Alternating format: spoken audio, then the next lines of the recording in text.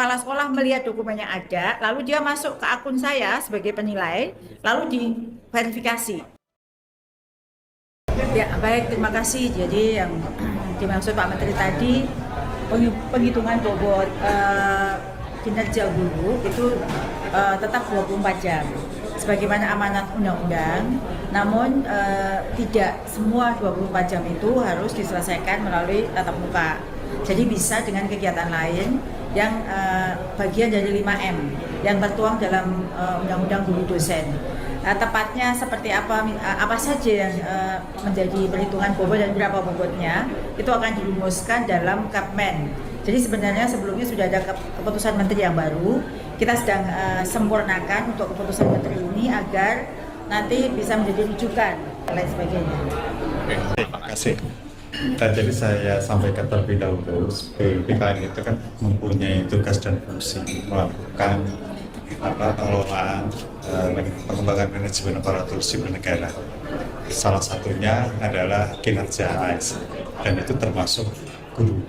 Ya, jadi saya sampaikan di awal, sebetulnya di akhir tahun 2023 kami di BKN dengan Kemendikbud itu sudah membangun atau melakukan kerjasama menerbitkan SE bersama untuk penilaian kinerja bagi guru dan kepala sekolah.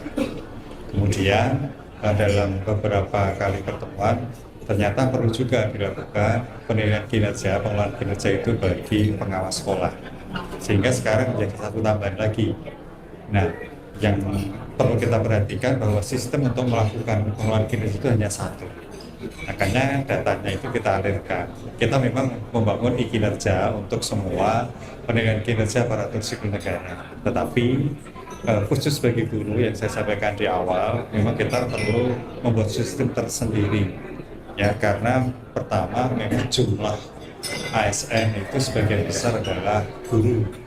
Yang kedua, kita juga ingin mengurangi yang disampaikan oleh Pak Menteri tadi, beban guru yang berkaitan dengan administrasi. Jadi guru lebih fokus kepada tugas utamanya melakukan atau mengajar kepada sekolah-sekolah, siswa-siswa, dan itu tidak dibebani oleh beberapa hal yang sifatnya administratif, justru waktunya habis untuk hal-hal yang tidak terlalu menjadi tugas pokok utama guru. Pak Menteri sampaikan administrasi itu tetap penting, nggak mungkin kita tinggal ke administrasi. Tapi itu jangan sampai membebani guru. Maka sistem kita desain, makanya yang sifatnya upload dan sebagainya itu ya kita kurangi. Bahkan kalau misalnya itu tidak perlu ya tidak kita lakukan. Yang penting kita ingin bahwasannya sesuai arahan Pak Menteri di beberapa kesempatan guru harus fokus kepada tugas utamanya yaitu mengajar. Silakan. Mungkin saya tambahkan yang berubah ya Mbak ya. Jadi kalau sebelumnya itu berbasis poin. Jadi poin masuk ke guru, Kemendikbud dan Kemendikdasmen dan seterusnya masuk itu harus memenuhi 32 poin. Setelah itu baru dia bisa masuk ke pengelolaan kinerja. Sekarang enggak. Begitu masuk dia langsung bisa melakukan perencanaan kinerja. Lalu sebelumnya itu ada dokumen akutabilitas. Ada 4 dokumen akutabilitas yang harus diunggah oleh setiap guru. Misalnya rencana pembelajarannya, kurikulum KOSP-nya dia, modul-modul yang dia buat sebagai pendukung perencanaan pembelajaran. Sekarang tidak diunggah, bukan berarti tidak buat, tetapi diverifikasi oleh kepala sekolah.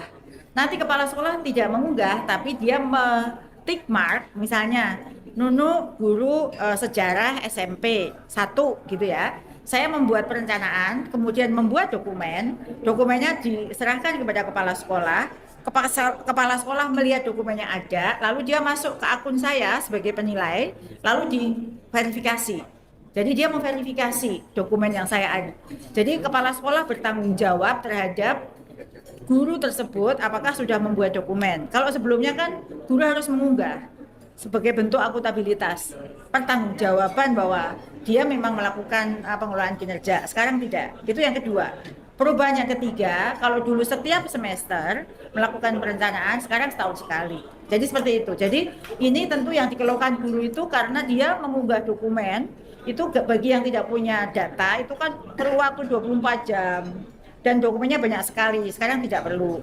Kalau dulu karena ada poin, guru berlomba-lomba mengejar poin, dan guru kan selalu ingin memberi yang terbaik. Kalau dibilang 32, dia mau nampung sampai 60 poin gitu. Jadi ini yang menyebabkan guru meninggalkan kelas tapi melakukan mengejar poin-poin. Nah, poin-poin itu dulu ada, misalnya webinar berapa, ikut pelatihan, ikut seminar dan seterusnya. Itu kira-kira 3 perubahannya. Rekan-rekan media yang saya hormati, tadi kita sudah menyaksikan rilis pembaruan pengelolaan kinerja guru, kepala sekolah, pengawas sekolah tahun 2025. Jadi ini akan dilakukan mulai perencanaan kinerja guru, KS dan PS di tahun 2025. Dan bersamaan tadi juga sudah ditandatangani surat edaran bersama antara Mendikdasmen dengan Kepala BKN. Harapannya surat edaran yang sudah ditandatangani dipakai sebagai rujukan bagi semua stakeholder pendidikan dalam melakukan bersama-sama penilaian kinerja buat ASN di daerahnya masing-masing, baik guru, kepala sekolah, dan pengawas sekolah. Harapannya juga setelah ada rilis ini, guru melakukan pengelolaan kinerja dengan lebih nyaman, tidak terbebani dengan beban administrasi, lebih fokus pada pembelajaran berpusat pada siswa, sehingga pengelolaan kinerja yang mudah, bermakna untuk semua dapat kita wujudkan. Terima kasih. Rekan-rekan media, jadi dengan adanya SEP ini tentu kita patut bersyukur ya, ini menjadi pedoman. Jadi kita ingin mempunyai standar dalam melakukan pengelolaan kinerja guru. Kita tidak ingin sekali lagi guru itu dibebani oleh hal-hal yang sifatnya administratif. Nah, moga-moga SE ini antara BKN dengan Kementerian Pendidikan Menengah Dasar dan Menengah ini terus kita kembangkan. Ya, karena apa? Karena kita ingin menindaklanjuti arahan Bapak Presiden bagaimana bisa menciptakan guru yang profesional, yang bisa menjadi pencerdas bangsa, dan tentunya guru bisa berkontribusi dalam pelaksanaan pembangunan khususnya di bidang pendidikan. Terima kasih. Baik, terima kasih Pak Guru. Terima kasih sudah hadir. Terima kasih semuanya. Wassalamualaikum warahmatullahi wabarakatuh.